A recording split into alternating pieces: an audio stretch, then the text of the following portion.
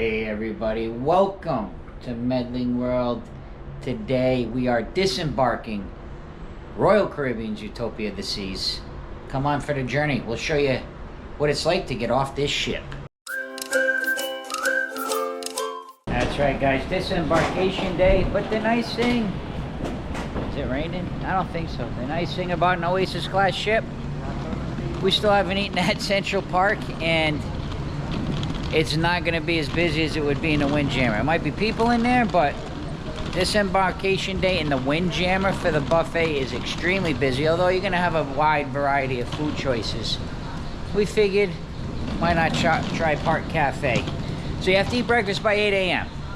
All the breakfast closes at 8 a.m. It's like 7:35, 7:40, so we got about 20 minutes. I'm going to grab some breakfast, and then we'll talk about just the process of disembark.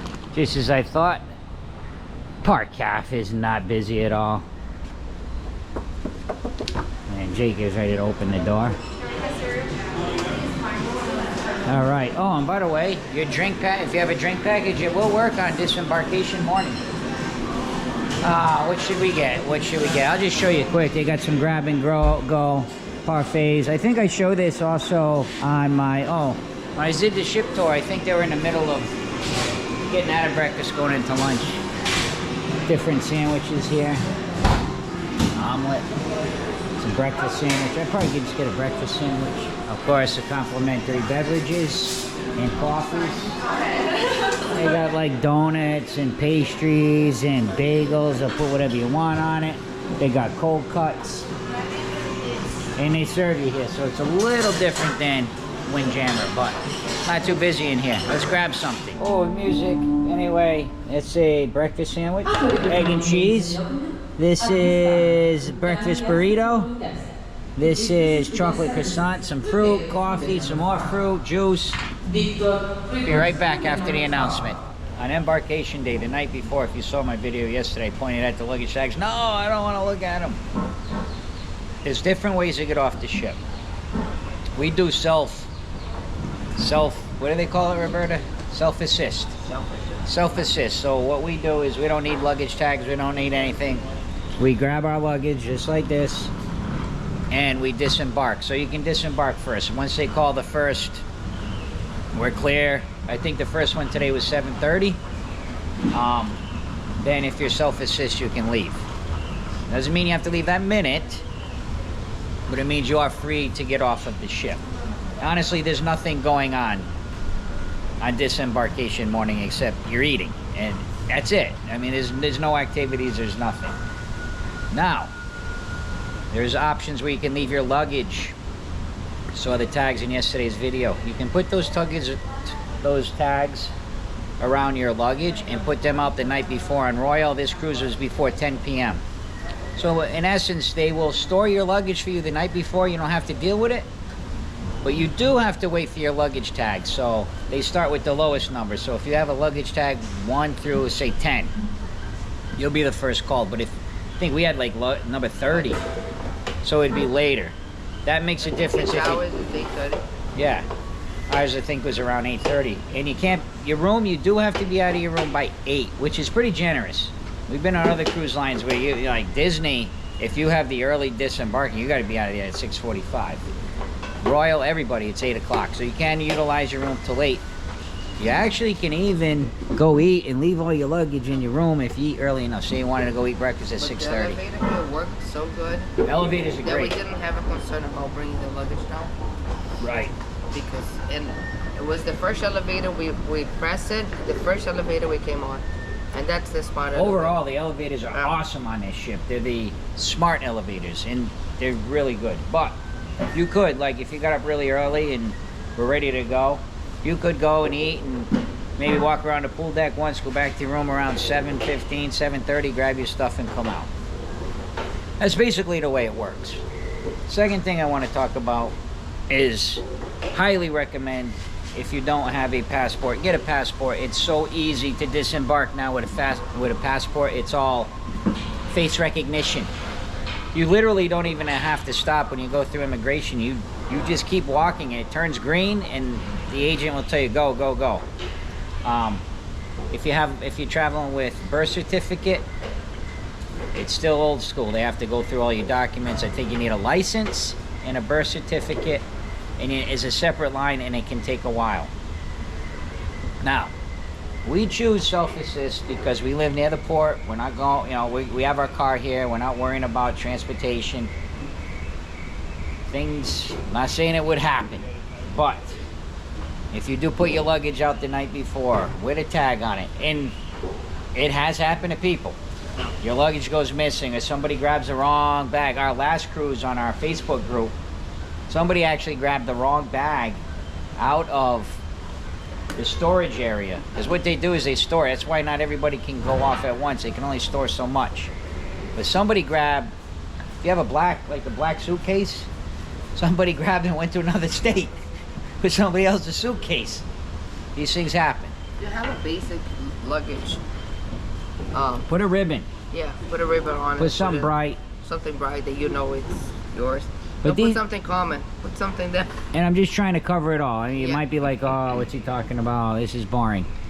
Well, if you know how to cruise, it probably is boring. But if you never have, I think you could appreciate some of the different advice and some of the different ways to get off the ship. But it's never fun to have to leave a cruise. We're going to talk about what we liked, what we didn't like about the cruise. And we'll save that for a separate vlog. But we're not quite done. We're going to have some breakfast. So far, breakfast, I liked it. How about you, Roberta? Is it okay? Nah, I didn't like that. It's Park Caf. Like I said, it's a grab and go. Not going to have as much option. But look, it's quick and it's easy. There's enough that you could probably find something in there. The breakfast sandwich is pretty good. I mean, it's a little bit not toasted as much as I'd like, but you could always ask, hey, can you give it an extra toast?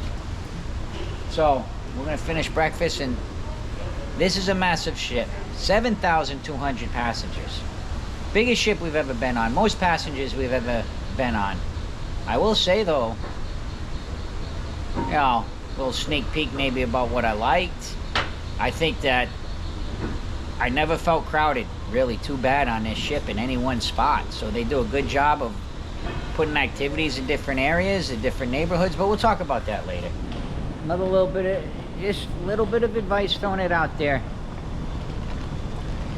The aft elevators are this way. That's where the windjammer is. The windjammer is up there on deck 15. Right now, everybody's coming out of the windjammer, trying to get on the aft elevators. You come forward over here, you're gonna have just people basically that are all done eating, less people. It's the forward of the ship. There's nothing really up there that you could be utilizing right now except coming out of your room. I got a feeling that these will be much quicker. Even with the smart elevators as fast as they are, we're gonna use the forward. And I'll let you know when we get down how we made out. Roberta, I'd say I was right about that. We literally hit the button and the door opened. And look. Huh? Not too bad. Looks like I'm trying to see where we're gonna come off. Right here by Sorrento's. Right over there by Sorrento's, yeah. So this is actually going pretty good so far, getting off the ship. Quicker than I thought. Well, to the biggest ship that we've ever been on with the most passengers, it was the quickest disembarking we ever had. Oh, wanted to mention also, you can have breakfast at Promenade, whichever way you like to pronounce it, cafe. Very limited there though, little like Danishes. But they do have the bar there, so you can use your drink package.